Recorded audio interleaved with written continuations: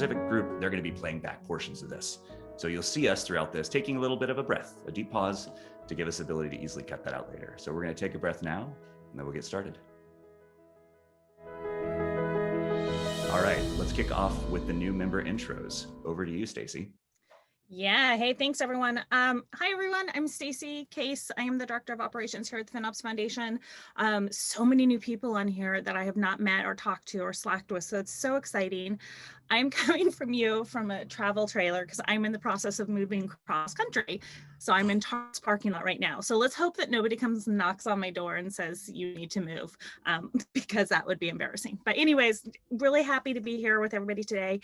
And today what we are going to do, and we did this last month, and it was really great. And it was wonderful to spotlight new members and interesting things that folks are saying about how they pitch their FinOps practice. This is an exercise we do in one of our certification workshops.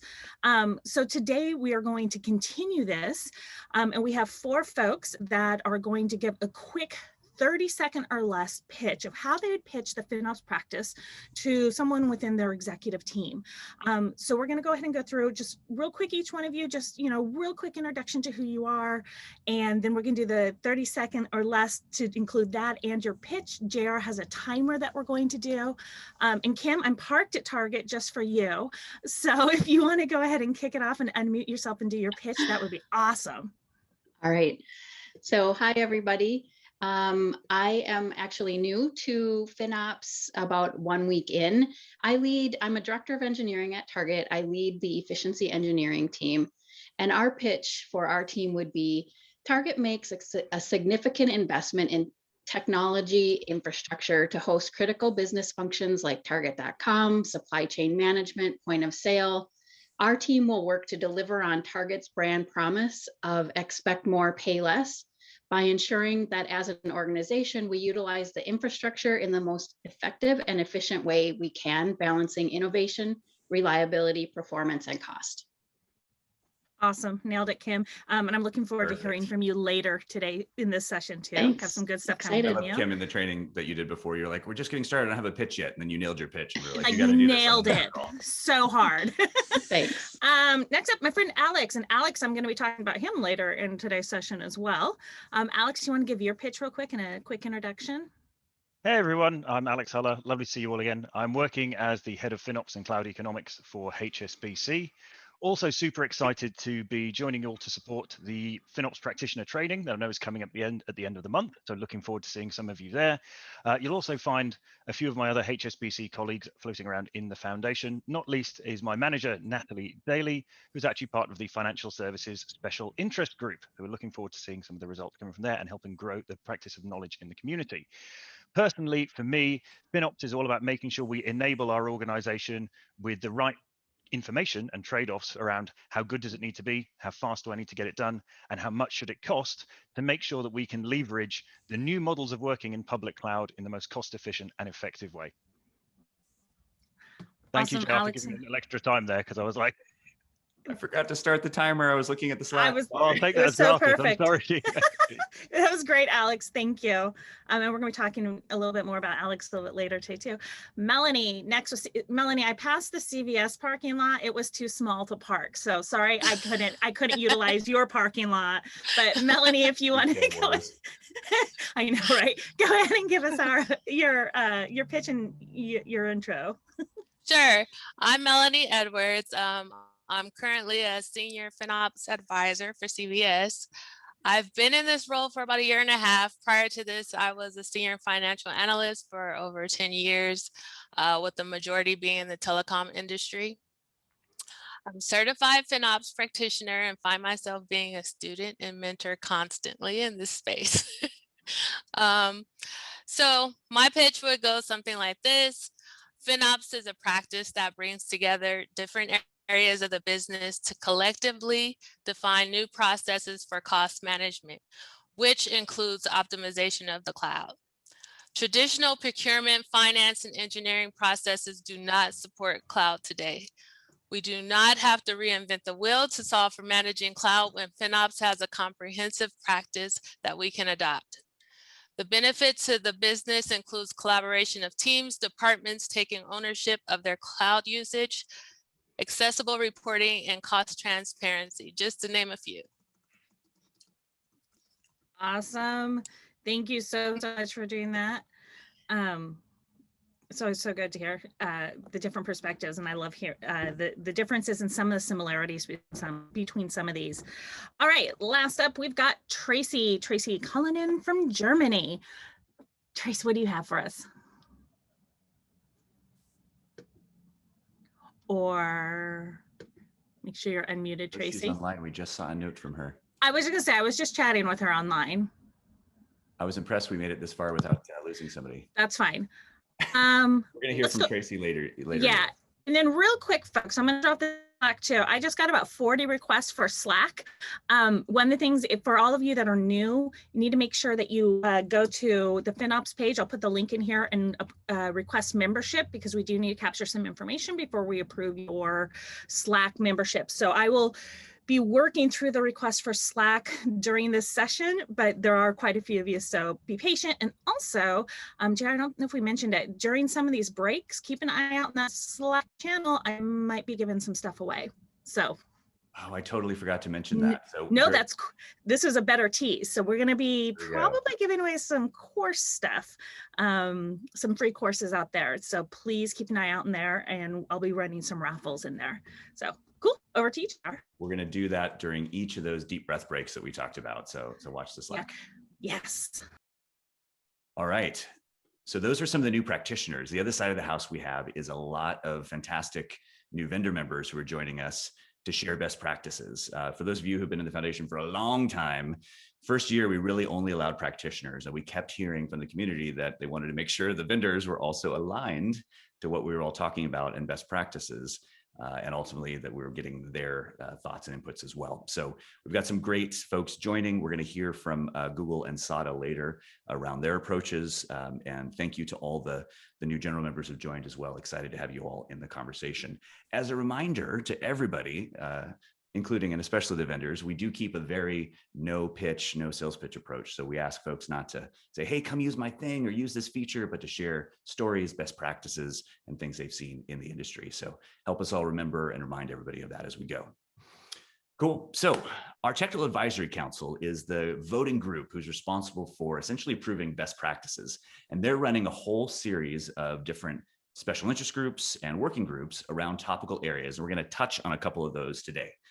This TAC, the TAC as we call it, is designed, it's a 10-person group that currently has 8 in it, and it's designed to be a split between practitioners, cloud vendors, and people in the community who we think are experts in this. There's a few discretionary seats the TAC is looking to fill. The idea being is get a mix of people. I think that no group has more than 3 seats. So no group can kind of dominate the conversation or outvote the others. So we've got a really great group. This is the sort of inaugural TAC that's coming. And we're about to reveal in a bit here the last new person of the 8. So look forward to that a little bit later. So this group earlier in the year put out a State of FinOps report. I'm guessing a lot of you have seen it. I'm going back to this though to highlight a couple things. One, this community is growing really quickly. We've got now, I think, 3,600 as of this morning practitioners in the group. It was 3,500 yesterday. And of the 800 who responded to this, they're managing over $30 billion of cloud spend. And the big thing I want to touch on is this. We come back to this over and over and over. This was the most important bit we got from the survey to the top challenges faced. We are working through these top challenges with playbooks, with information, with best practice sharing throughout the year. So we did engineering action first. We kicked off shared costs last time. We're getting into accurate forecasting this time. We're going to keep working through the list.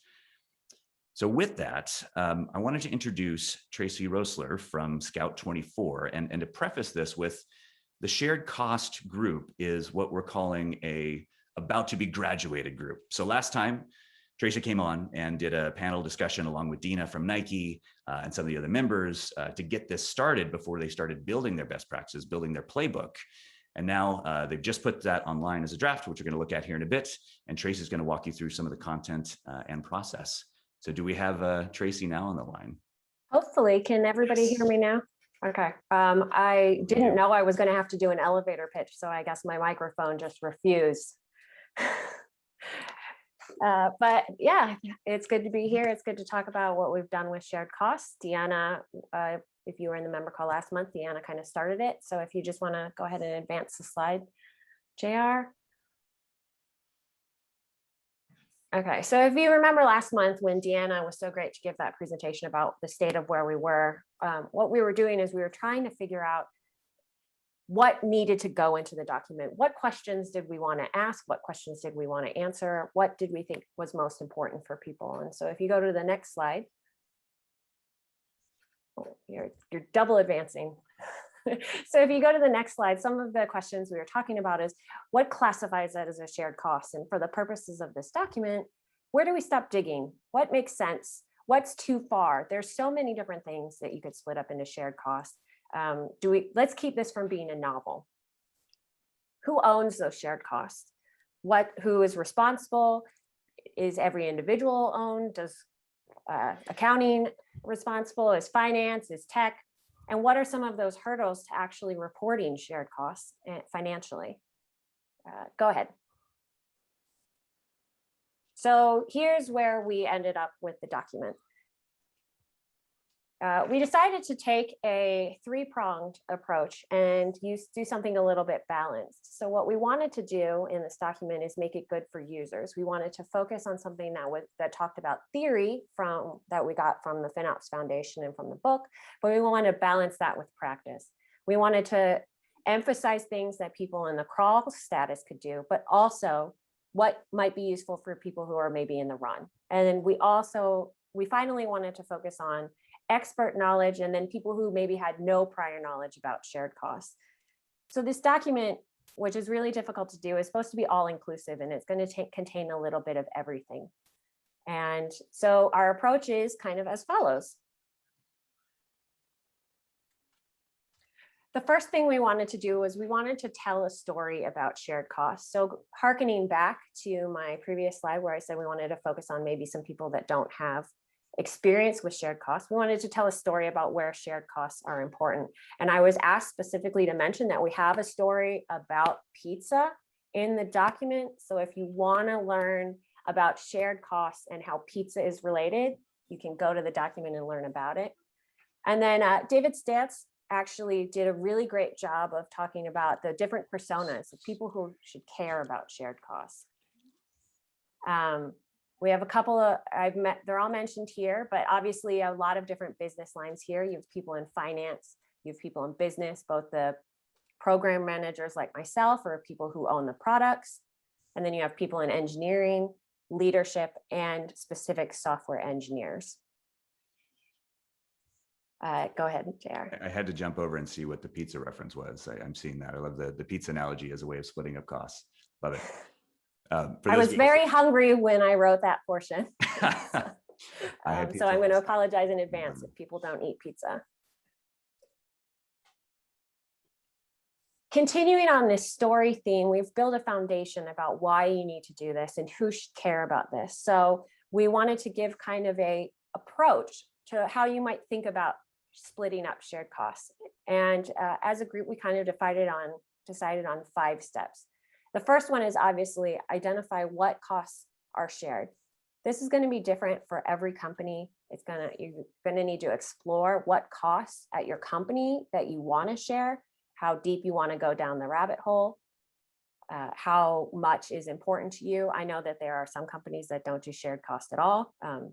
Didn't really talk about that in this paper because that's sort of the antithesis of what we're doing in splitting up shared costs. And then we really went back to the foundational precepts of learning how to split up shared costs. And this relates directly to the book that JR and Mike wrote, talks about the different options that you can do for splitting up shared costs. Some of you are probably familiar. There's even split, there's a fixed proportion, or there's a proportional weighting. And we go into some detail of what each of those look like in the paper. And then we talk about, now that you kind of know what costs you want to split up and how to do it, how do you go about applying this to real life? Where do you start? What does it look like? What might you want to start with? What kind of questions might you have as you start the application of them? So you're on this journey, you're applying shared costs, you started splitting them up. The next thing you need to think about is, how do I do reporting of shared costs? How does accounting get the data? How do engineers get the data? What do they do with the data? What's important to them? How frequently should this be delivered? And finally, something we thought was pretty important, because as you're going through this journey, is sustaining your approach. I'm sure you're all sort of familiar with the concept of tagging. I think you're also kind of familiar with the concept of things can come out of sync and out of date, and how to keep things up to date. So if you started a process, how do you keep it going? What's the important things that you need to consider to make sure that something that is useful in day 1 is still useful on day 500? So that's really the story we wanted to split across. And then next, what we wanted to do is give you all some tools that we thought through and thought might be useful to you to kind of check in and see how you're doing on this process. So what are some KPIs that might be able to help you? If you're thinking that you're in step 3 in applying these costs, what's a KPI that might be useful for you tracking?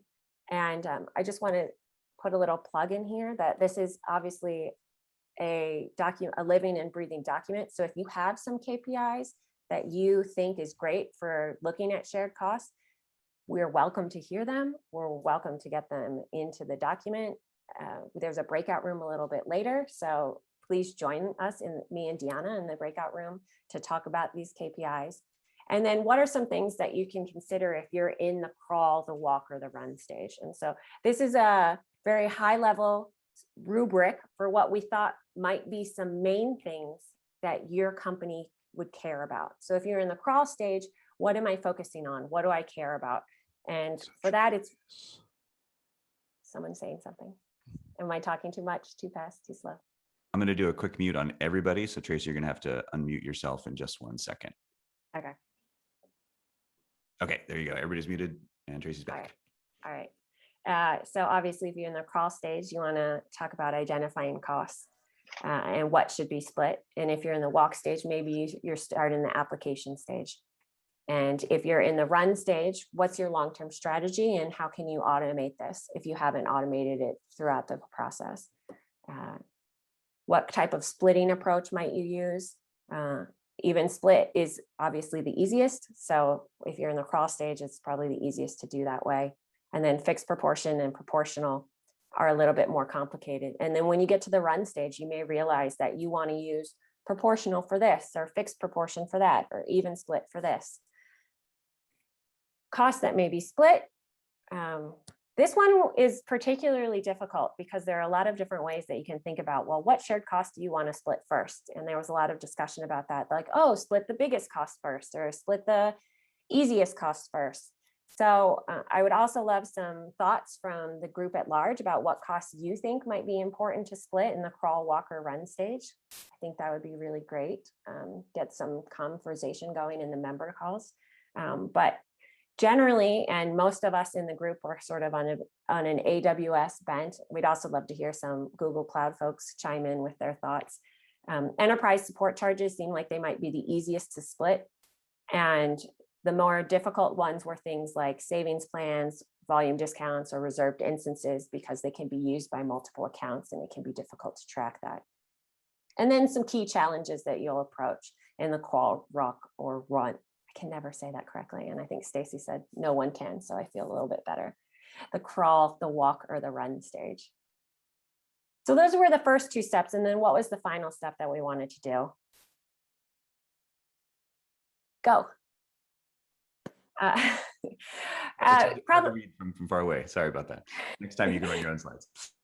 Probably the biggest portion of the document, and the document is over 20 pages of great knowledge in there, is about half of it is real world examples. And I think this is probably one of the best parts of the document. We had people from a bunch of different companies talking about how they do shared cost allocation in their company. And we have from the highly technical, even though Neil May claims it isn't, the non-technical market, environmental, corporate governance influencing factors on how to track, process, and share costs, which sounds complicated just to describe. To on the other side, you have Joe Daly, who just says to avoid and simplify. And then Chris Greenham from Health Alliance, he contributed about one way to put it all together, about kind of like a head to toe process of how to do FinOps and how to think of it from a strategic point of view. David Statz at MindCurve committed a story about fair cost allocation in a shared platform as a service, how it's working there. And then Tom Fogan at Mayo Clinic was shared how to allocate meter charges by type. And this is another place where we'd love to get additional stories in there. I think there's always room for a way that you're doing something or how it's working. For me, these real world examples are really useful to me because I live off of examples. And so if you have a story that you want to tell, go to the next slide, JR. Oh no, if you have a story that you want to tell, this is a preview of the page. I think it might actually be live in draft format, JR, so we can share the link. There is a propose edits function, and you can go ahead and give us some help, give us some suggestions here. And JR is really happy about the pizza, so that's the pizza. Oh yes, my fridge is there. That's great, Tracy. There was one question that came in, and I'm not going to ask you many questions because we have the breakout at the end. And but just if you cover how to handle like untaggable costs and unallocatable costs in this as well, was that a topic of conversation? This was something we discussed, and we opted to kind of skip. It's in the key results. We talk a little bit about tagged resources for shared costs versus not. We didn't go deep into the unallocated tags because we figured that was more kind of tied into the tagging strategy. And you have to have a tagging strategy to make shared costs work. So it's kind of a prerequisite, but it's obviously something very important. I'm still working on figuring out how to do this at my company and how it works. So I'm always open to hearing additional suggestions, but we don't go into depth in the document. Makes sense. So yeah, if anybody wants to jump in on that conversation, ask Tracy and Dina more questions. There'll be a breakout room at the end. We are putting all this through in a very like iterative fashion on the FinOps Framework website. You'll see these challenges here. This is the one that just launched that they pushed out. You'll note this is not approved yet by the TAC. It's a draft format. But yeah, you can jump in here, propose changes and edits, share your part of it. And as Tracy was indicating, we're looking to get this to a place where not only we tell you how to do it, but also the KPIs to show you what great looks like. And each of these will have examples of that, either from stories, which there's a stories module here, or possibly even TAC approved, sort of these are the official KPIs that you need to be tracking that we can also pull data from the state of FinOps on. So excited to see that come together. Yeah, so I just wanted to thank everybody for letting me present. And then I wanted to wish everybody who is celebrating today a happy Ascension Day, Father's Day, or Monotag. That's brilliant. Thank you, Tracy, for your time and effort, and Dina and the whole group that contributed on this. So we just talked about the FinOps framework, and this came out of a couple things that evolved over the last year.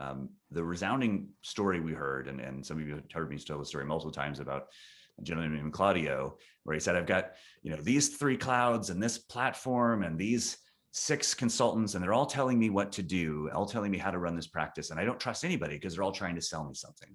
Can you, as a foundation, give me a roadmap for how to build out my practice in the organization so I know what I'm doing the right things, and I'm also helping to show my boss that I'm doing that with things like KPIs, et cetera. So those first 2 things were actually what came out of our data collection from State of FinOps. They wanted a framework, the group, and they wanted KPIs.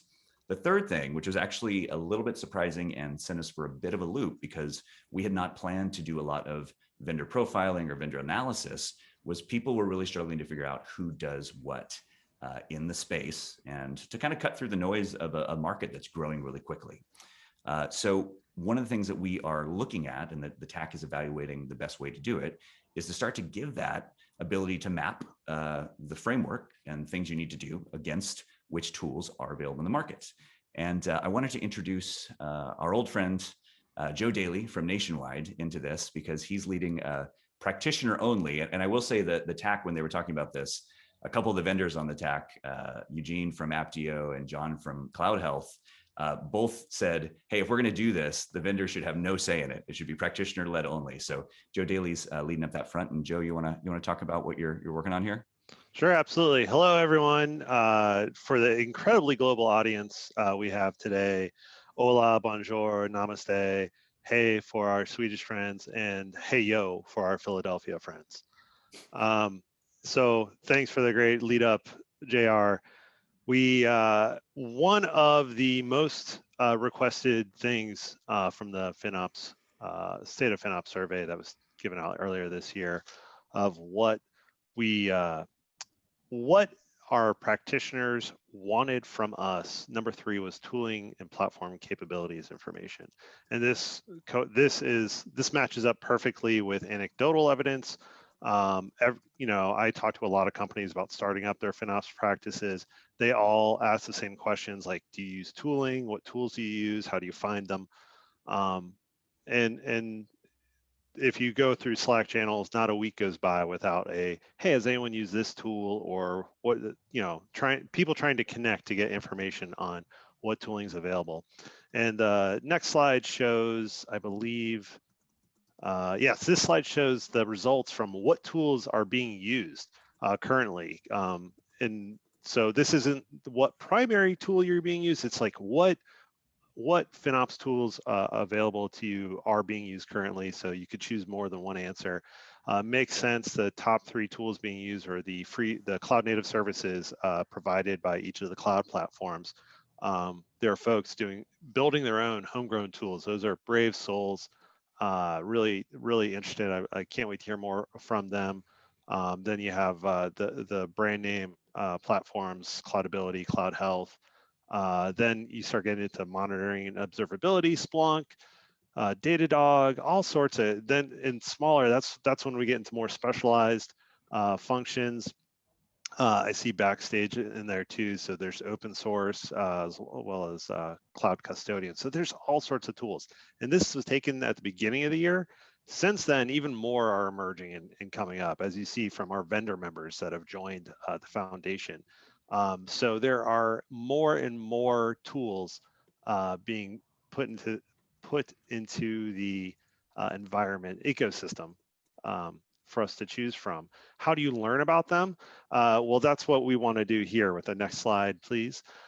We want to create vendor profiles for all the vendors in the ecosystem. And we want this to be informational in contributions from the vendors. We want this to be the opposite of a vendor expo at a tech conference. I can, me personally, I can only like dart in and dart out of the vendor expo.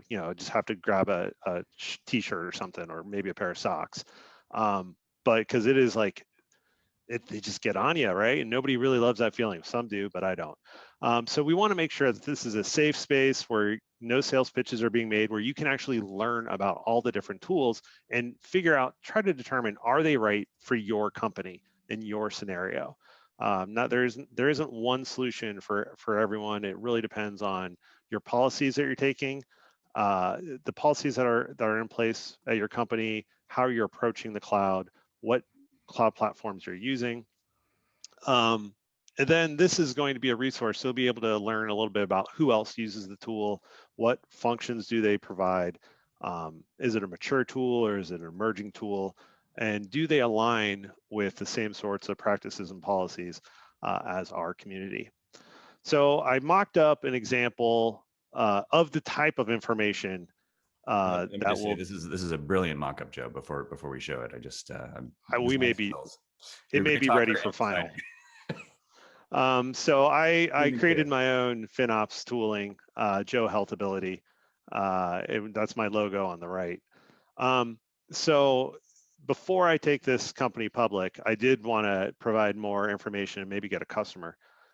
So I fill this data out. This will look a lot better when we have the profile set up. It'll match more like the framework of framework of our models and the shared cost models. But like, this is the type of information we have here. you know, we're not just going to have this for the tooling platforms. We'll also have this for service providers, so you can learn about which partners you can come with, as well as there'll be information from the cloud providers as well. So this is going to be the basic vendor data. We will try to have this for every vendor, regardless or not if they're a member. So you'll be able to learn who the vendor is, what functions do they support, what specifically do they not support. Joe Health Ability does not believe in automating your cloud for you, so we don't support that. And also, we're very GitHub resistant, so we don't do workflow integration either. But that's just Joe Health Ability. Other companies do that. And we're only Google Cloud Platform at this point. But once we become a member, we'll have access to fill out more data, which is shown on the next slide, which will give us more like, here's how we interact with your community. There'll be opportunities for member vendors to put up video demonstrations of their tooling, as well as potentially put up a customer story to show how another customer, hopefully a practitioner member, uses the tool. Slack channels for that tooling will be made available. You'll also be able to see how many certified, not using the words right, I put an acronym. Yeah, thank you. Yeah. FinOps certified practitioners are using it. What contributions have they made to the community? And based off the latest survey data, how much of the community has used this tooling? Yeah, and this, just to highlight kind of what Joe's covering here, one of the things we feel is really important is encouraging contribution, right? We don't want vendors to just join and say, hey, we're in the foundation. We want people to share best practices. We want people to be in the conversation. So we're looking to really highlight that. And one note I'd add on the back, the last bit there too, what I'm really excited about is, as we flesh out the FinOps framework and we list out all these functions that are part of the practice, this is like it's a non-opinionated, fact-based breakdown by the practitioner who said, here's what I need, and here's the vendors that do it. We kind of get out of this world of, well, some people call it this and some call it this. We're looking to get really clean alignment around those capabilities to give an apples to apples comparison, where we can. Sorry, Joe, I jumped in there with content. No, absolutely. So right now, this is just in the primary phase. We're gathering the data. William Ospina is doing a fantastic job already. He showed me the list of vendors he was already starting to accumulate, and I was like, oh my God, I want this list. This is just great information to have. Even if you already have tooling, knowing your entire environment ecosystem is incredibly valuable. So I'm really looking forward to this coming together and being a good tool for all of us to use. Looking at that list that William pulled together, which was very long, it made me realize how there's not like one best vendor or worst vendor. It's really like everybody seems to be using a collection of things, right? We looked at the data that showed, total tools, and most folks had 3 or 4 things they were using different ways. So the idea here is not for us to, say this one's better than this one, but really to help understand, okay, I need these functions and I need this function, and I don't believe, as Joe does in automation or whatever, these ones do this in these way. And it really is, as I've gotten to know the ecosystem, a big difference, I think, in a lot of the philosophy and, for better or worse, and how people approach it. So looking to clarify that as we go. And I wanted to kick off a poll. And Joe, yes, Joe Health Ability, so good. Can we buy stock somewhere? Is it going to be private offer? Only on Robinhood. You should do a coin offering. We're going to kick off a poll because one of the things that I've been debating about, and I asked the TAC and governing board, is do we want to introduce direct vendor showcases, which is, do we want to have a session where vendors do demos or vendors talk about maybe topical areas back to back to back? Imagine 5 of them all talking about, say, forecasting, their philosophy, that what they do, et cetera. So I'm going to launch this poll and 3 questions here. First, next month, do you think we should add a topically focused, say, forecasting vendor showcase that would say, let's get N number of vendors back to back or together on a panel talking about their tools? If so, second question, do we want them just to discuss best practices? What's their philosophy? Do we want them to demo their actual features? Or do we want them to do both? Do we want a best practice plus demo? And the third, where should we do it? I'm personally hesitant to put it into this call main stage because I'm trying to keep it not pitchy, but a lot of people seem to want to hear this stuff. So we could do a small session main stage. We could do it as a breakout at the end of this, or we could do a completely separate session, say fortnightly, every 2 weeks for the non-Brits, alternating with this meeting, which would give us more time, but is, more invites and more coordinating of people as well. So I'll give you a few seconds to answer those. Looks like we've got about half. Can you guys see the results or just me? We can see them. You can. Okay, great. So resounding yes on doing vendor profiles. Okay. So my premise for the first year of this is no vendor conversations, but that was clearly wrong. JR, I think maybe only you and Stacy can see them because you're host. Okay. I'm going to give it. So we've got 82% saying yes, do vendor profiles. I'm going to leave it open. When I hit end, you can probably see it. Number two, what format? 61% said do a combination of panel and demos. So almost a super majority there. And a bit more split on where should it live. 53% said do it as a separate call, standalone, and about 25 on main stage versus breakout. I'm going to go ahead and end the poll. So I think you'll be able to see those numbers now. Hopefully, oh, here we go, share results. First time poll user in Zoom. There you go. You should be able to see them. So it looks like we're doing vendor showcases. Make an executive decision. Looks like we're doing panel and demos. And the fact that people want to go that way, I think does probably make sense to do a separate call because we could have like half the time on panel, half the time on demos or something like that. This will ultimately be some of the governing board needs to work out in terms of the format of this, but this is super helpful information that we got this. And I'm glad the results were so clear because I was worried we were going to be split and have to make a decision. So speaking of vendors, wanted to introduce our third premier member. Very excited to get SADA in alongside Google Cloud and VMware Cloud Health. For me personally excited because the three premier vendors, the first three essentially are able to get a tax seat, a dedicated tax seat. As I mentioned earlier, we have those balanced out, right, with practitioners and other seats as well. So vendors can't overrun the conversation. But what was great about this mix is, and SADA will introduce themselves here in just a minute, we basically have a platform, a cloud, and now a consultancy as the third seat. So really good balance of the three. So welcome SADA, welcome Miles and Rich. Do you want to take a minute to introduce yourself, Miles?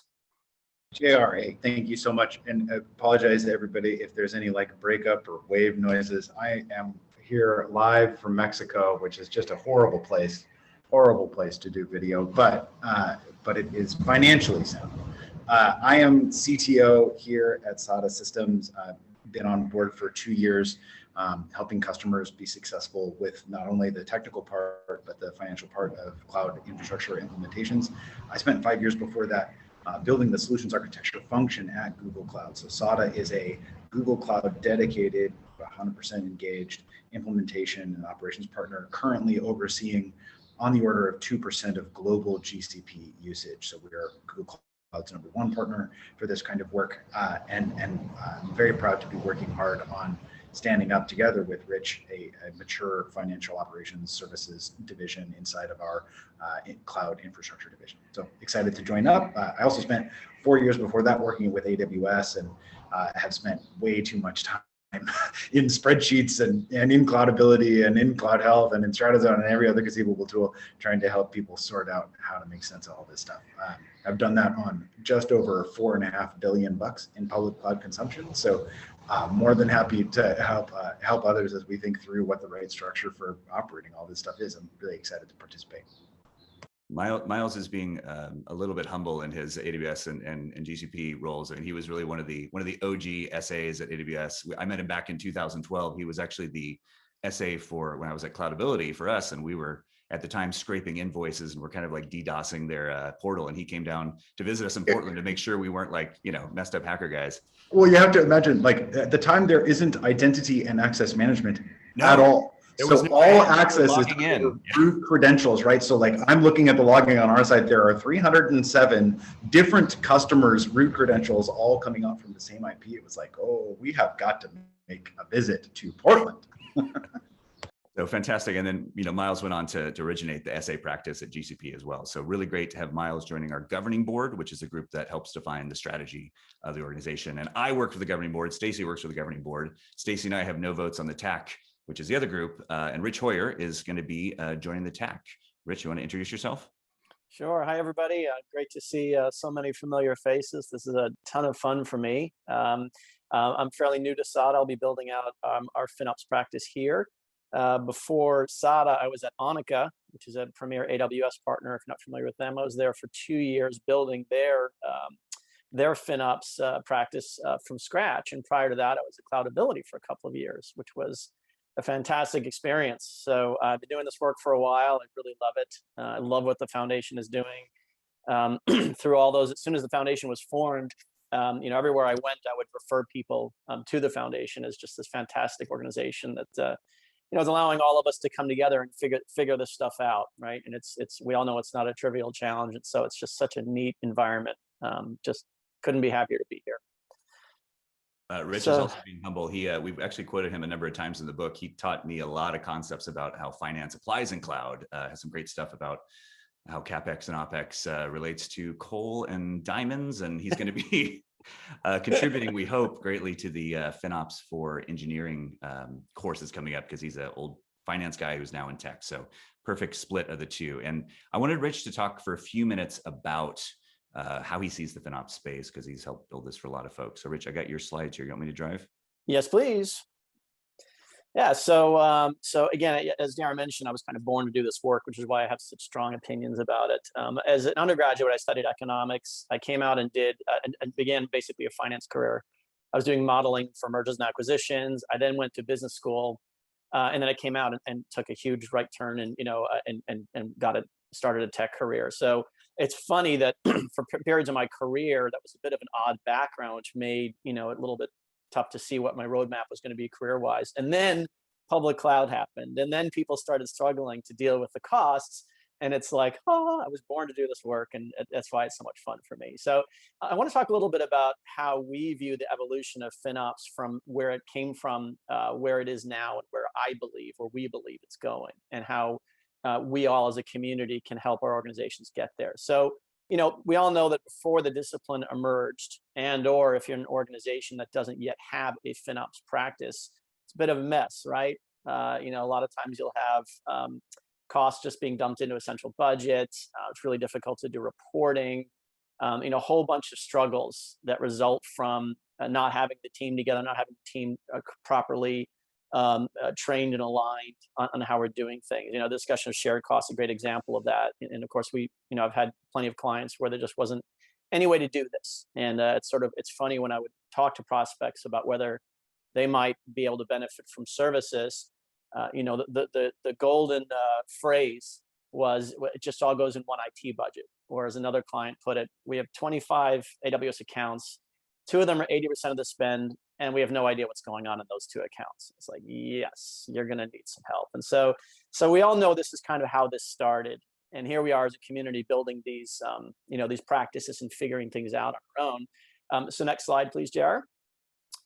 And from my view, this is what we're seeing right now when it's going well.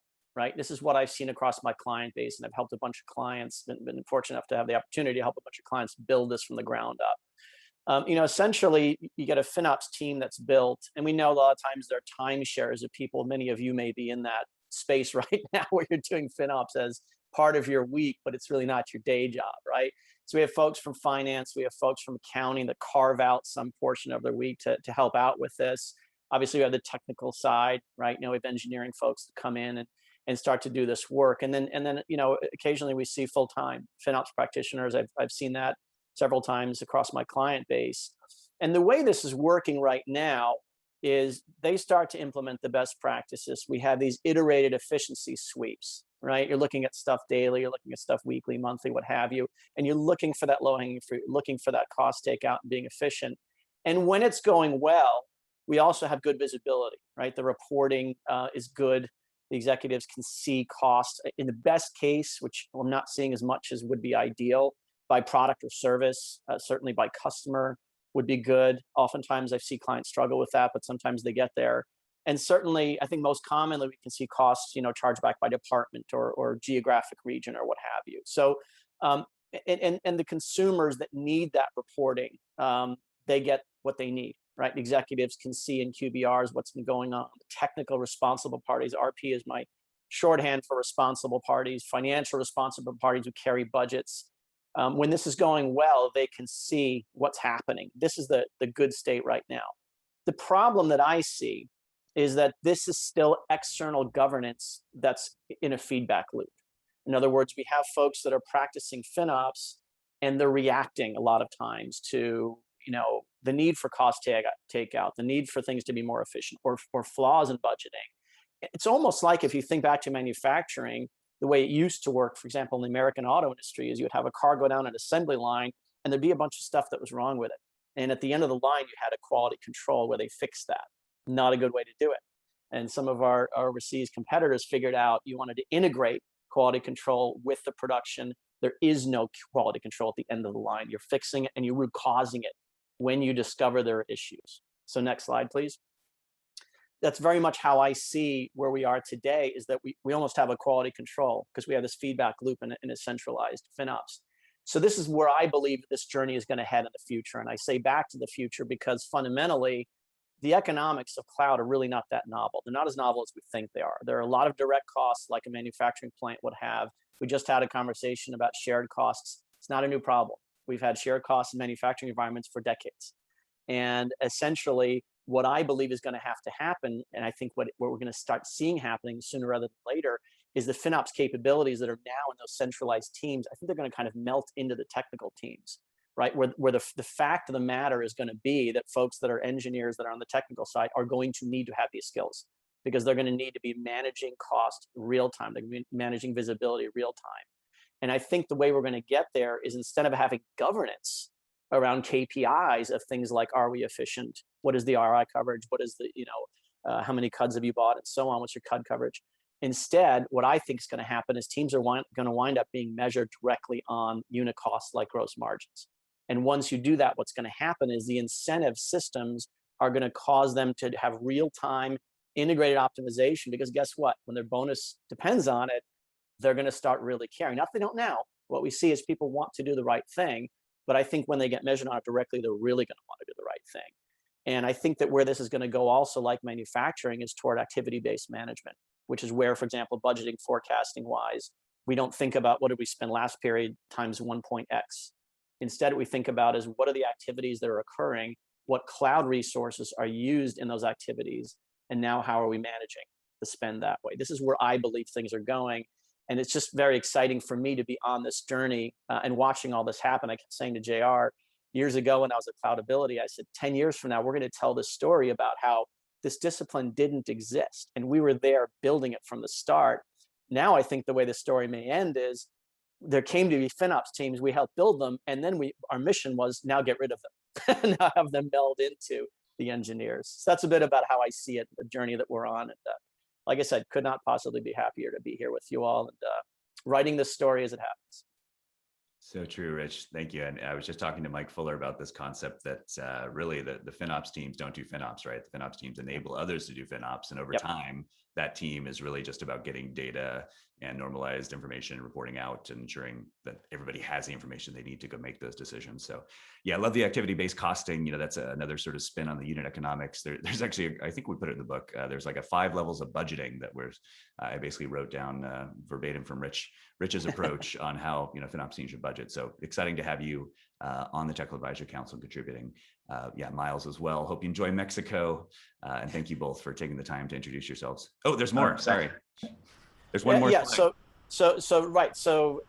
this is how we think this journey is going to be executed, right? Is if you think about what you all do every day as FinOps practitioners, there's a split between this idea of executing and doing some work, conducting an activity and enabling others, as JR mentioned, right? And what we think is that we have to all be in the center where there's this Venn diagram overlap of those, right? Where what we're actually focusing on is enabling everybody to do this work via collaborative execution. In other words, do the work with them, don't do it for them.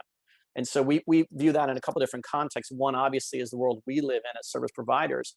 But I think you all would do your organizations a great benefit if you saw it the same way. To what degree can you actually do this with your technical teams instead of for? That will get them there sooner. and allow this evolution to happen. So yeah, that's just the last bit. One last plug, JR, for I have to get this out. You're mentioning earlier the shared costs, and folks were like, how do you decide which costs to split? And I have a huge bias on this. And the answer is don't split the cost unless the measurement of doing so will change a decision somewhere, right? Why are we going to split costs unless somebody's going to consume that report and say, now I'm going to change a decision? If the answer to that is no, don't split it. Leave it alone. Usually it's going to be yes, though. But anyway, I got to get that plug in for my perspective on that. Love it. Keep plugging. There was a question in the chat about, or rather, actually, there wasn't a question chat. I assume there would be. You mentioned CUDs, and I wanted to clarify for the non-GCP users, CUDs, committed use discounts, are GCP's sort of equivalent, but not really of savings plans or reserve instances. And that's exactly the type of reason that we're going to announce this working group later, to normalize a lot of that terminology, because there's so many cloud specific things that we want to get everybody aligned around. So again, yeah, thank you, Rich and Miles. Miles, go back to your margarita and full time. Wanted to show this, the governing board, as I mentioned, this is the group that defines sort of the strategy and the dollars for the foundation. We just opened a bunch of headcount and hired some new people. They signed off on this. I'll be showing you that a little bit later. That's also another big reason that we're excited to get more of these premier members in, so we can have more staff to support all of you. There is an open practitioner seat on the governing board, as well as an open seat for one of the general members. Actually, there might be 2 open seats now. We're going to start running elections for those we talked about last time, as soon as we have our newest team member coming in, that I'm going to tell you about in a minute. So if you're interested, definitely put your hand up for that as well. All right, over to the other big working group, which is one of the big challenges, getting accurate forecasting. This actually came out, I think, as the number 3 or in the state of FinOps data. It wasn't one of the original ones that we had as a pre-select. So many people in the first 100 or so responses wrote in forecasting as a challenge that we added it, and it climbed up really quickly. So this working group is kicking off officially this month, but Dieter and Melanie have already, over the last couple of weeks, made tremendous progress, so much so that we almost posted their playbook ahead of this call, and excited to see what they have to share here. So Melanie, Dieter, do you mind introducing yourselves, and we'll kick off with the conversation. Well, I think I introduced myself a little bit earlier. Redo it. Do it again. But I'll let Dieter go ahead and introduce himself. But I will just say that I work at CVS. Brief overview if you guys missed the beginning of the meeting. I work at CVS. I've been there about 1.5 years. I'm a senior FinOps advisor. That's my title. Feel like I do a little bit of everything. And I traditionally came from a finance background, similar to Rich. And that's about it. I'll pass it on to Dieter. Hey everyone, I'm Dieter. I have been doing cloud financial management or FinOps since 2013 at companies like Google, Netflix, Intuit, and most recently at Roku.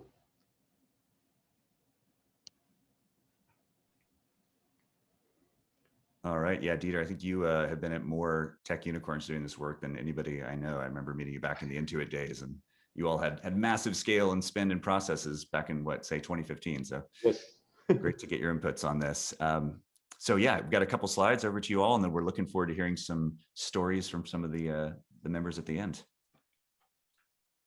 Okay. Dieter and I have started an outline, like JR mentioned, on the forecast playbook, which we'll show in a bit. Dieter's going to go over that. These questions are some of the areas that we want to address in our forecasting playbook. I will share some of my insights as I go through them, but this is going to be pretty high level. We're hoping to dig in a bit further in our playbook and really address some of these things. So how to address cloud forecasting. That's something we really want to tackle in our playbook. One thing I learned in my experience is there's no one size fits all for forecasting, which we would all love it to be. And it will entirely depend on how your organization is set up. Cloud is very dynamic as opposed to traditional IT forecasting. So there are many different areas you can forecast off of, such as KPIs, apps, etc. I found vendor tools can certainly help out, but they're still not a catch-all. There are many situations that occur that tools just don't allow for, which I think leaves most people still in Excel at the end of the day. There are some challenges. Me personally, I think tagging new projects that we spin up, how to handle credits. Those are kind of like my top 3 daily that I deal with. But when we want to address those in accessible parts, tagging, this has been important in all cloud reporting, I believe, and not when it just comes to forecasting. So I forecast by internal departments. That doesn't mean leadership won't come to me tomorrow and say, hey, we want to forecast by apps. So, tagging is going to be very important, and being able to switch that up and be able to get the details you need to be able to trend out a forecast. New projects, making sure you're in the loop for new cloud projects, and having accurate architecture for cost estimation accuracy. This is very important. So as the architects are using the cost estimation calculator that's available with the main vendors, you want to make sure that as a FinOps person that you have some type of, you want to make sure that the engineers understand what they're costing out and their architecture is pretty accurate. That should be included in the project details, detailing your ongoing OpEx for the cloud. Then you can take it and add it to your forecast. Credits. So when using trends to forecast, this can be tricky. You can exclude credits from your numbers and use your gross numbers to trend out your forecast. So if you're using vendor systems, I know a lot of time there are SLA credits, there's negotiated credits, and things that if you're doing a trend, you don't want to trend out, 2 months history and you have huge credits hitting your accounts. So you want to make sure to exclude those in your forecast, and it's hard to predict for those, right?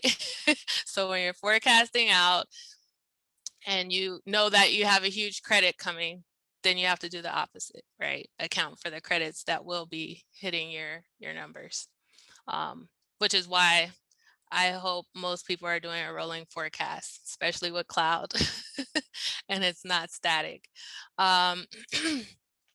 So I know this is a bit high level, but we really want to take a deep dive, like I said, in our forecasting white paper. Hashtag forecasting in the Slack channel if you want to contribute to our playbook. We are also wanting to collect real world member stories and would love to hear your own experiences when it comes to financing. Forecasting. So looking forward to that, to hearing all of the input that we get to contribute to our playbook. And please share your real world member stories. The more, the better, so we can try to help each other out. Fantastic. Thank you, Melanie. Sure.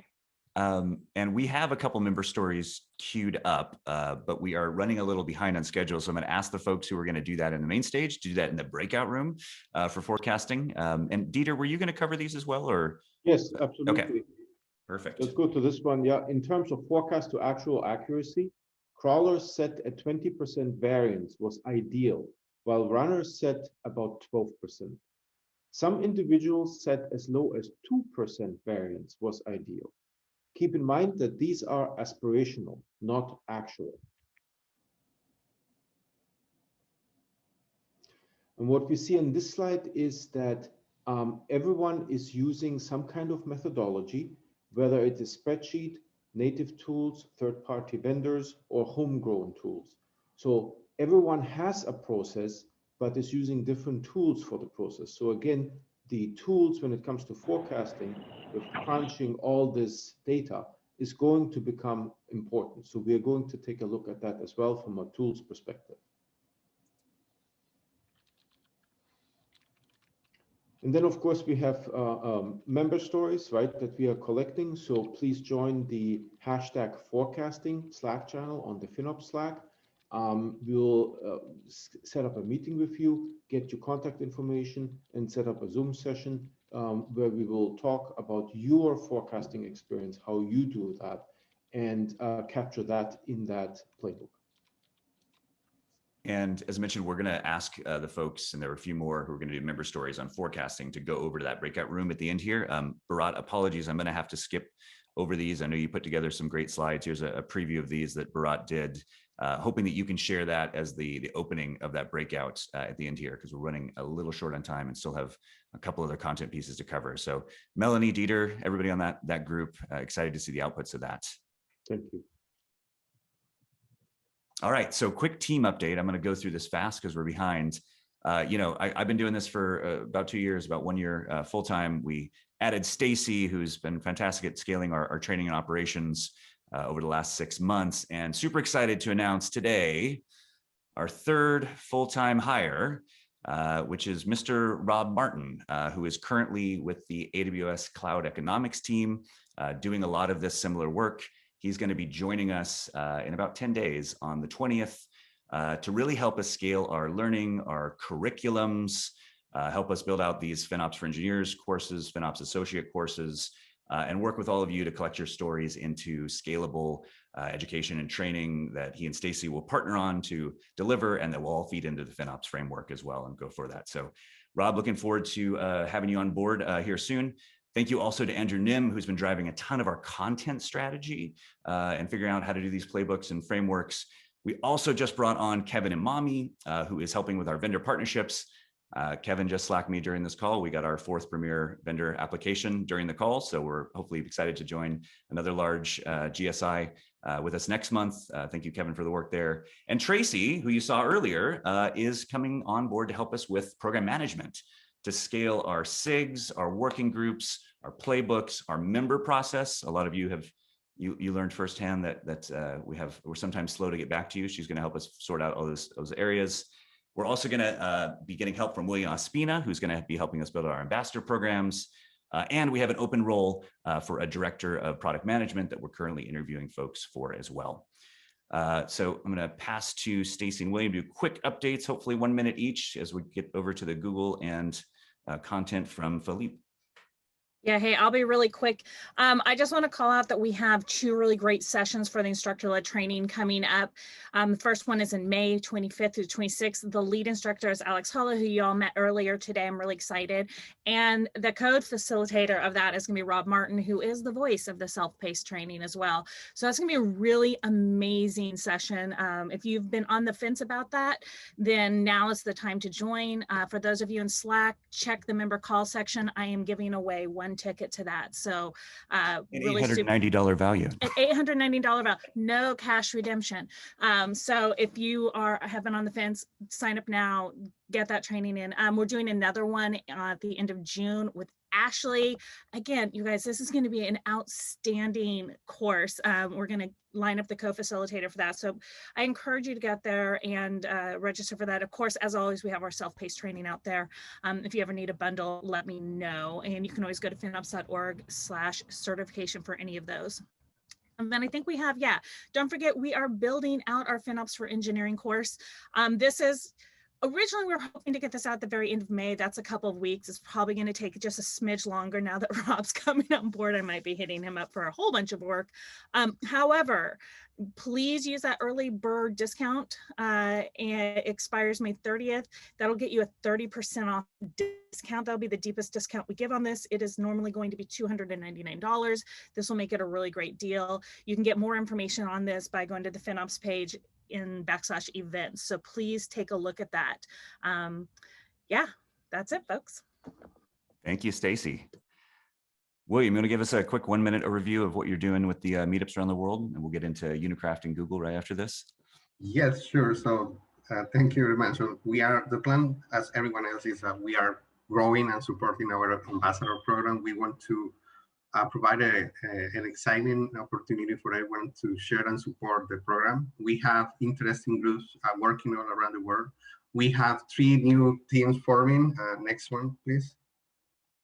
We are more than 2,000 people in all the different FinOps meetup groups that exist all around the world, mostly in Europe and secondly in the United States. But we want to spread the word in other areas. We need to increase our presence in America, in South America, and also in Asia. We have a set of resources that can be used. So my work will be to support all the people that is working on that. We already have a team of 18 people that they want to be candidates, or they are candidates to be in the program. So they will be reached soon to help us to spin up the program all around the world. And I'm doing this really quickly because the time is Sorry, I'm rushing. And yes, these are the incoming events for this month. All the vendors that are here, please share all the events that you have, and I will be sharing all of them if I'm not aware of all of them that are happening. Thank you, William. And it's great to get Williams in Colombia, so we'll get great Latin American coverage, and Tracy's in Berlin, so more European coverage as well. Welcome everybody to the team. Excited to have you all on board. So the third group we're going to touch on is engineering action. Again, there's a playbook that launched on the framework. Stacy, if you wouldn't mind posting that in while I'm running this last month, check that out. But what we wanted to highlight today was a really cool tool, open source tool that came out of that group's work called Unikraft.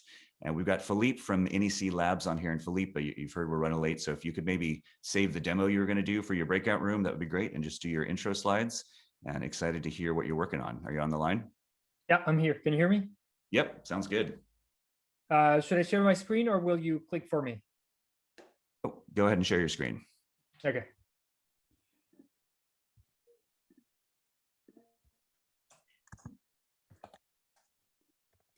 Okay, can you see that?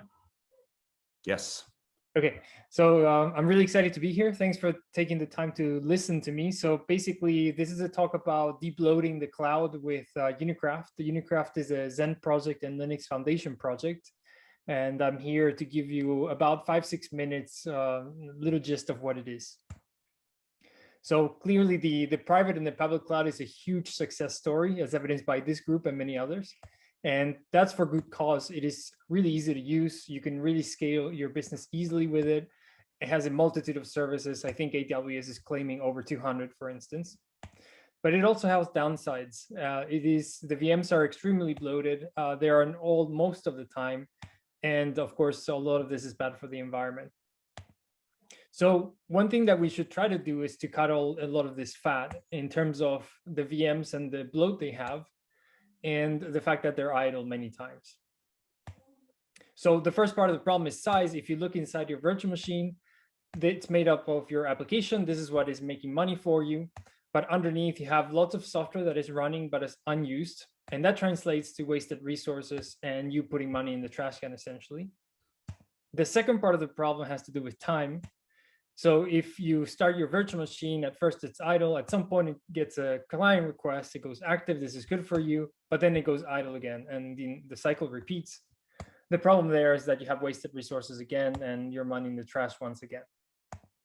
So how do you fix this? Well, specialization. So if you know what your target application is, which in the cloud is often the case, then you can build a custom virtual machine that dedicates itself just to that application.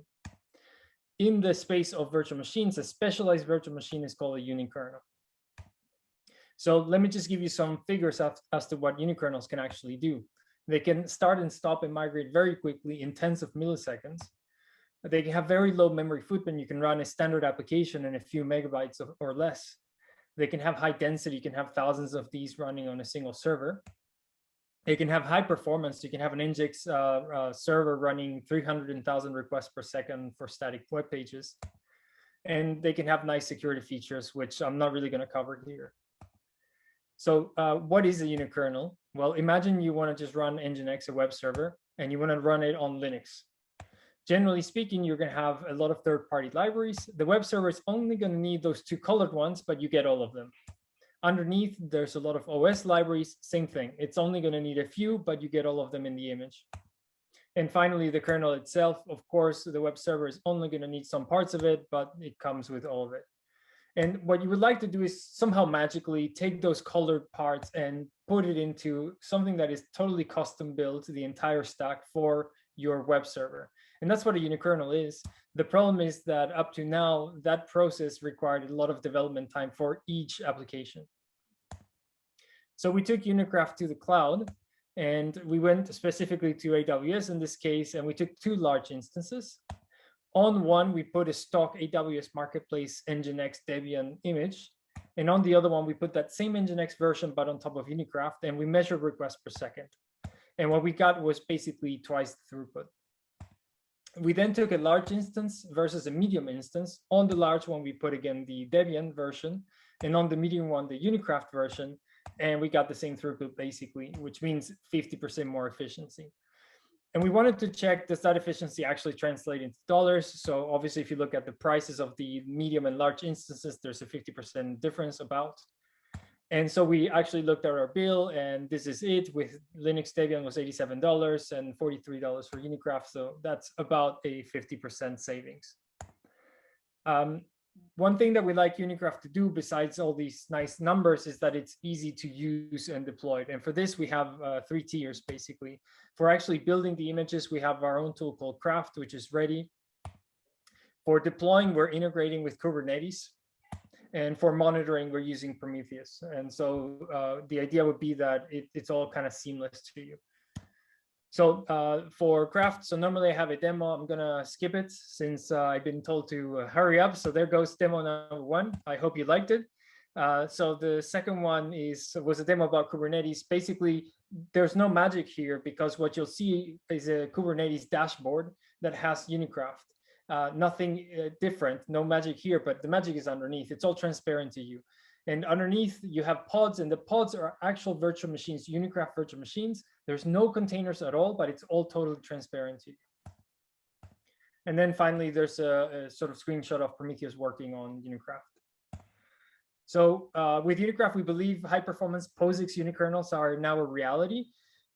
There's tons more information on unikraft.org, so feel free to check it out. My email address is there. Please feel free to write me, and all the code is on github.com. Thanks a lot.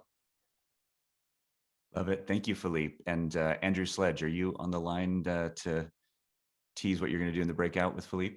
Yes, I am. I'm Andrew Sledge. I'm with Cox Automotive, and I'll be chatting with Philippe at the Engineering Action Breakout Room. Please join us if you have any questions, or if you're interested more in what Unikraft is. JR, if you would, go ahead and put the slide up. Yep. Yeah, sorry. And in that, Philippe, it would be great if you can do that demo, because it was fascinating when we saw that before. Exactly. So in talking about FinOps for engineers, I've got a newsletter that I produce every 2 weeks. Please sign up if you have any sort of feedback that you'd like to give me. If there's any sort of content that you'd like to contribute, send it my way. We'll get it in the newsletter. We currently have a few dozen subscribers. We'd like to grow that base a little bit. This is no cost to you, and just look us up. We're working with Mr. Sledge to get all those links into the FinOps framework as well. So exactly. Good stuff and great collaboration. Thank you, gents. Sir. All right. At long last, I think the Google folks were worried we weren't going to get to them, but we're going to do a small compression on the breakout rooms. Really want to hear from Google their approach to FinOps Cloud Financial Management. And then at the very end there, we're going to bring back Kim from Target to talk about the working group that's kicking off ahead of the breakout. So over to you, Google folks. Hey, thanks, JR. Hey, everyone. Thanks for welcoming us. Before we start with the content, we really wanted just to start by introducing ourselves, some of the names and faces and people you'll see often from the Google side. Obviously, there's going to be a lot more. So I'll start with myself. I'm Amitai Rotem. Some of you have maybe already seen me on the FinOps Foundation's Technical Advisory Committee. I'm currently a product manager at Google, focusing on the cloud billing side, especially things around user experiences, cost management. I mean, a lot of the things that practitioners here are encountering day in, day out. Before that, I worked many years as both a product manager and engineer on enterprise security products. So kind of familiar with this heavy enterprise side of things. And then I'll let Eric go. Thanks, Amitai. Good morning, good afternoon, and good evening to some of you. My name is Eric Lam. I lead our Google Cloud FinOps practice. So prior to Google, I spent my last 15 years in management consulting, work with a lot of enterprise customers, embark on this cloud journey, helping identify the cloud transformations, business case, and so forth. So very excited to be part of the FinOps Foundation and looking forward to contribute and share back to the community. I'll go next. Hello, everybody. My name is Min. I'm a technical account manager. I specialize in transformation, so cloud operating model and so on, helping large companies to embrace the cloud. And obviously, FinOps is part of that. And I'll let you go for it, Abuna. Great. Thanks, Min. My name is Abuna Demos. I'm a senior manager at Google Cloud and a member of the governing board at the FinOps Foundation. I lead the teams that build the systems supporting FinOps tooling and data exports at Google Cloud. I've been in the space for a while. I previously worked at FDO Cloudability and AWS. While at AWS many years ago, I helped launch Cost Explorer, budgets, and forecasts. Awesome. And we're going to have Nathan King from Skyros to join us a little later in a couple of slides. So you may be asking yourself, why is Google here? And trust me, we asked ourselves the same question before deciding to join. Come on, you wanted to be here. Well, I was going to say, before the cynics in the room chime in, it's not to peddle our products, right? Like, we're just like you heard, we're a bunch of engineers and product folks. And just one of our core values is really openness, open standards, open source, and that really connects really well to the multi-cloud and hybrid world, and then really connects well to the FinOps Foundation's values, right, and goals as well. So we thought, this is a great fit. And, as we join here, and I know this sounds, again, weird coming from a large corporation, we're really joining as friends and peers, right? You've seen some of this intro. There's dozens of others. I mean, there's hundreds, really, but there's dozens that really want to connect with all of you. And we think we can kind of bring, equal parts expertise that we can provide, as well as lots of learning opportunities for us, right, from you, the practitioners. We have lots to learn from the community on what's missing in our products and our product roadmaps and where the whole community is going, like in the next, 5 years. We're going to have a lot of our team members join Foundation Talks with open ears and mouths shut. But we also have, like I said, a lot of expertise we can bring, like data analysis, and specifically with FinOps, like the trends that we see across our whole customer usage base, right? So wherever we're invited to chime in, the Slack groups or the special interest groups, we'd love to be a part of that and give our 2 cents. We also have a lot of cultural aspects that we bring even just as Google employees that are internal to us, like a blameless culture that I think really work well in a FinOps transformation that we'd love to share. And that's actually where I'm going to pass it on to Min now to talk a little bit more. Good. Thanks, Amitai. So I'm just going to talk to you about culture, because as Amitai said, we strongly believe in culture. It underpins our technical activities. It's the tenet of SRE. It's everywhere. So we believe it applies very well to FinOps, and so we help our customers with it a lot. Now, I'm just going to give an example of a few things to highlight 2 pillars: blamelessness and democratization of data. Fact, someone at some point will make a mistake. Right? Run too large a query, get high cost the first day of production, you name it.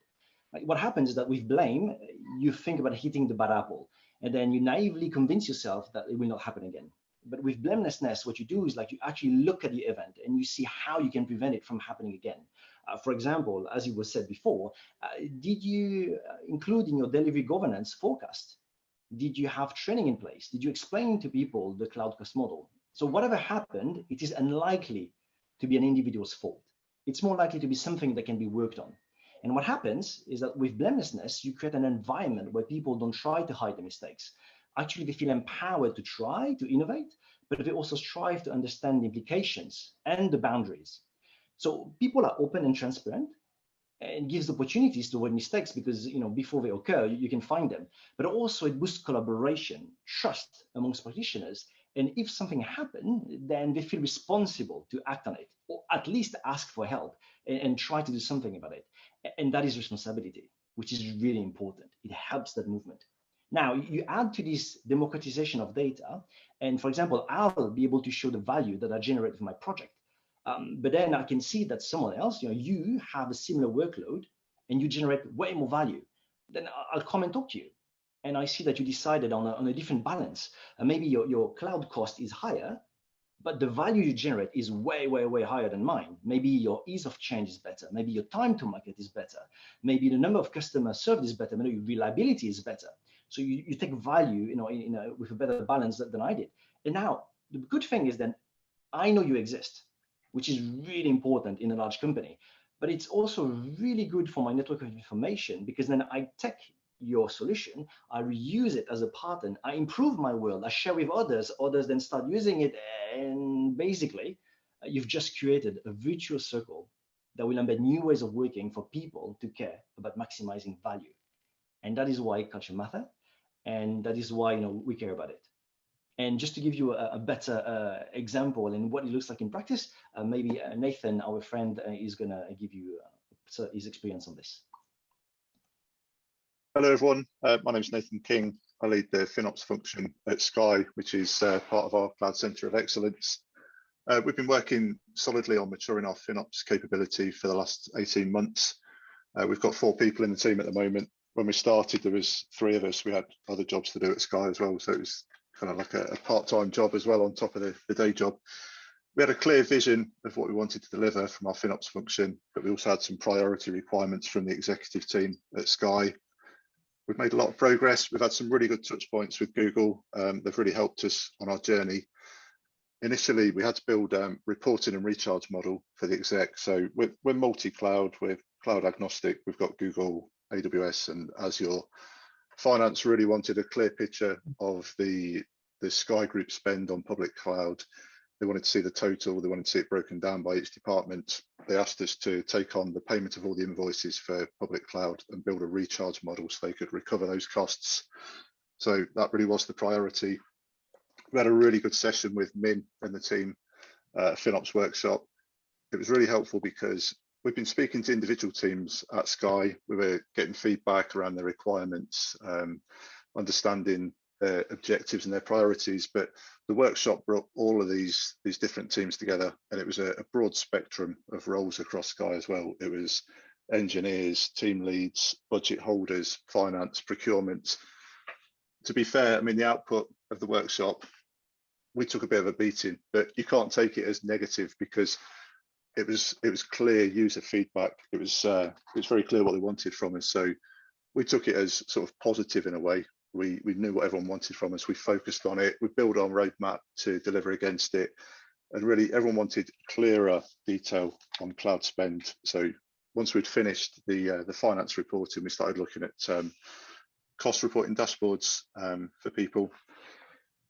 There was a couple of bits around education as well. I think there was some misunderstanding around cloud products, what delivered a charge and some things to watch out for. So there's a lot of information on the internet around all the different cloud products. We consolidated the information for each product into a single document. We made best practice documents just on one page. What is the product? What might you use it for? What delivers a charge and some things to watch out for. We built a checklist at the bottom, which we pushed that to be a reporting requirement. If we weren't able to get that data natively from the cloud platforms, we built our own custom reporting. We took all of those outputs into our dashboards. We had a look on the market. We ended up building our own dashboards. We started with Google, so we took the billing export in BigQuery. We used Looker on top, which is a Google product, to visualize that data. We ingest all the cost data from Google, AWS and Azure. It's all ingested and transformed into BigQuery. And it's all presented through the Looker dashboards. We've got data for the entire Sky Group, UK, Germany, and Italy, all broken down by cloud platform, by product, all automated as near real time as you can get it. Most granular low-level data you can get, hourly SKU level data as well. We started off the best practice documents. We started off with the top 6 products on GCP and AWS. That was where the bulk of our spend was. A lot of the reporting was from those 6 products as well. We've just expanded that to do the next 14 products. So we cover the top 20 products now. So we're just building our reporting capability again. Looker, when we went to Looker, they were really helpful. We'd used Data Studio initially, and it suited our purpose at the time. It was just UK data. We didn't have a lot in there. And as we expanded the requirements, we kind of broke Data Studio. There was too much data in there. We pivoted really quickly because we were reliant on the data to provide the finance recharge reporting. Looker supported us. We pivoted really quickly. With Looker, we've been able to advance our capability. We've built in a lot more automation. We've removed a lot of the manual work to release time in the team to work closely with some of the teams using cloud at Sky as well. We've got forecasting in there. We track cost against budget. We deliver some optimization recommendations in there as well. We've got anomaly alerting, budget alerts, scheduled reports. We built a BigQuery slot recharge tool as well. We provide detailed cost data in there. It shows teams the queries that are being run, the cost of those queries, who ran it, the actual query itself. We've made some good headway optimizing cost there. We've worked really closely with Google. They've been really helpful. We speak to the product teams on a regular basis. They update us on their roadmaps. We give them feedback on some of the items we're looking for. We get early access to a lot of the tools that come out. We test them. We give our feedback. They enhance them. As Google are developing more and more of their reporting capability, if something comes out that we've already built, we switch over to the Google reporting. We deprecate our reporting, use the Google reporting instead. And the Google team, they've written up a blog post about our journey. So I think they're going to share that soon. Hopefully that will be interesting to everyone. Hopefully I didn't take too much time, Google team. No, thank you so much, Nathan. And now we'll hand it off to Eric. Right. Thanks, Nathan, for sharing your story on Google Cloud. As many of our customers are still early on this cloud FinOps journey, one of the most common questions being asked is where and how do we get started, right? So hence, to better serve our customers and help them on this cloud journey, we established a cloud FinOps practice, really to help them jumpstart the initiative and build out a set of foundational capabilities. Our mission is primarily to help our customer unlock the business value through Google Cloud and provide them an operational framework to get that started, especially working with the FinOps Foundation here to share and contribute back to the community. So the Cloud FinOps practice is a global practice. It's comprised of experts from our cross-functional organizations, including our Cloud Value Advisor team, cost optimization expert, digital transformations, and also working alongside with our cloud cost product management experts. So far, we have completed hundreds of customer engagement, developed a number of internal assets as well. And matter of fact, we have a few partners here who are also Google Cloud partners, and we have been really engaged with them on building this out as we take this forward. So just in a short time, so I'm just going to be very quick. If you can go to the next slide. As an example here, we developed a Cloud FinOps roadmap to help our customer embark on this journey. And essentially based on the maturity, where they're starting with crawl, walk, and run model, there is a starting point, right? And I think one of the chat earlier was, not all customers will need to go to the run state. And so we want to make sure we are very prescriptive on where the journey starts, where it ends, and what capability we need. And so to often to that extent, we have a Cloud FinOps Experience Lab to really help better understand where we need to help our customer focus and build an actionable plan based on their business priorities. With that, given a short time, we do have a follow-up breakout sessions. Happy to answer any questions there as well. I'll hand it back to Abuna just to take us forward.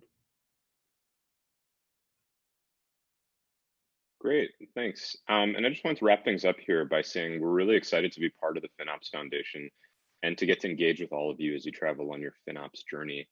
I also wanted to tell you a little bit about our approach to FinOps.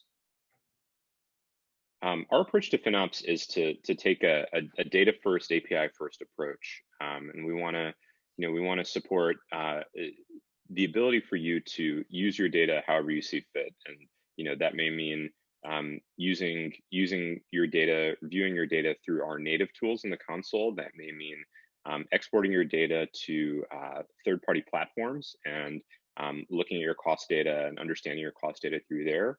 Or it may mean taking your data and bringing it into your own in-house systems and to gain your insights and understandings that way. And we want to make sure whichever one of those paths you choose, we are supporting you really well, and we're giving you access to that data and to the APIs first, so that you have all those choices. And thank you all for joining us. Again, we're really excited to be here. Now I'll hand it off to Kim from Target, who's going to talk about the GCP working group. Hi, everybody. I was going to do like a quick overview of where Target's at in our journey. But in the interest of time, I'll just talk about this new working group.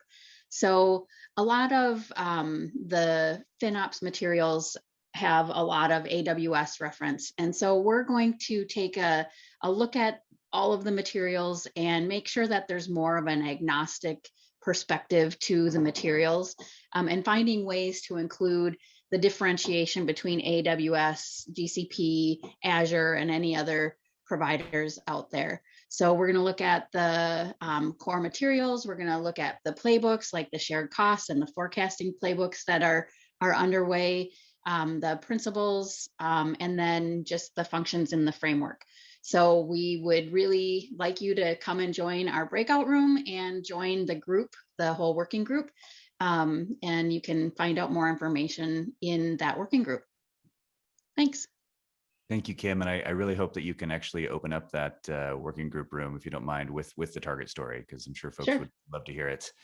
Buna, Amitai, Eric, and the crew, thank you so much, and Min as well, for your contribution so far. For the group, the Google team has been sharing with us some drafts of white papers they have coming out on FinOps that are actually really, really excellent. We've struggled to find issue or challenges with them. We just developed some great conversation to how we can start to align their principles and behaviors, like the blamelessness, against the FinOps principles. I think there's going to be some good opportunities to collaborate, and looking forward to this working group working through some of those items.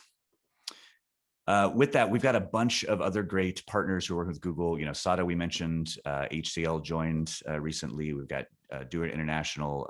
One of the new vendors, Turnery, also has a great discussion coming up, actually, with a bunch of these same people: Google, Spotify, King, SADA, Turnery, all talking about how to do this on GCP. So hope you'll check that out. That's on our events calendar, and we'll post it to Slack as well. And with that, only 7 minutes behind. Thank you, all the speakers, for your patience and your brevity and all your stories. I hope we can continue the conversations. Quick note of conduct on the breakout rooms: please contribute. We do want you to talk, but also be respectful of others and timing. Please don't dominate the conversation. Share your thoughts and ask others questions. Please be respectful and inclusive of others, their ideas, regardless of where they come from or what they're saying. But please do police people if they do sales pitches. It's the third part of that. We're not here to get tooling or vendor or consultancy pitches or my way is the best way. Share your knowledge, not advertisements. With that, here are the breakout rooms. Last time, for those of you who are here, I completely botched this, so I practiced this morning. I hope it's going to work.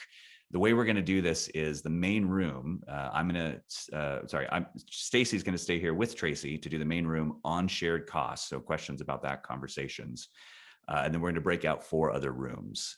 If you're dialed in, you probably can't select a room if you're not using the Zoom app. So you will stay here in the main room with Tracy. So I'm going to open up the Zoom breakout rooms now. These do not have a time limit on this time, but we'll look to bring you back a few minutes before the top of the hour. Gets charged what? So yeah. I think we're all back. Those of you who are still around. Thanks, Tracy, and all the speakers for running these rooms. I jumped into the rooms and conversations were still going, so we let them go a little bit longer. But I know folks probably have things to get off to. So excited for next month. It's going to be, I believe, June 10th. Watch for an invite for the next summit. Also, maybe the first to hear, we're doing a hopefully in-person summit, if California allows, at Cloud Native Con in October. There will also be hybrid cast online. So starting to work on that. And, if anybody wants to get more involved, as you saw, there's lots of working groups, lots of SIGs, feel free to put your hand up in the Slack if you want to speak or get more opportunities there as well. We're always looking for folks to tell good stories. And thank you all for your time. Keep breaking down those silos, and we'll see you all next month. Bye-bye.